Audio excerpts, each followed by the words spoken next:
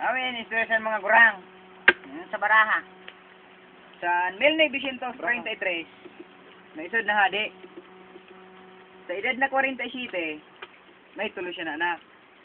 Si Kim 1, Kim 2, kag Kim 3. Ano hadi, si Kim daghihapon. Kagigo siya nalalay na si Junel.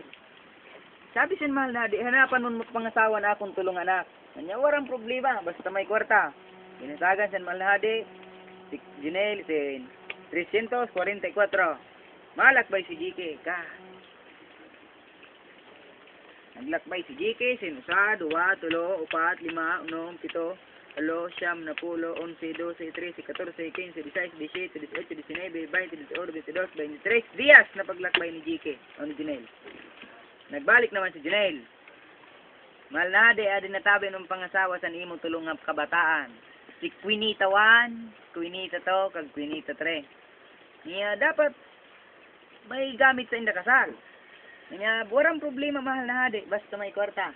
Ginatagan si Junel sin 555. Naglakbay na naman si Junel. Naglakbay si Junel sin 1, 2, 3, 4, 5, 6, 7, 8, siyam. Napulo ka diyas na paglakbay. Mabalik na naman si Junel. Adi na po mahal na hadi. Baklang ko po sintiguruhan sad nga alahas. Size 6 na sapatos. Nagbakal man po ko sa 9 male, 999 nga karabaw, 888 nga baka, 767 baboy. Nanya kada mo san handa, kada kawaton. Nanya warang problema mahal na hadi. Nag-arkilap sin mga alalay. Si Junil 1, Junil 2, kag Junil 3. Nanya kun lusubon, ano aton mga handa? Nanya warang problema. Igawon po siya sin 22, 38, 22. Kag ikaw Junel, kay mayon ibalik mo sa ako, tagaan ta may kon asawa, alahas, size 6 na sapatos, kay siyempre ikaw ang bida, 45. Good. Palakpak niya.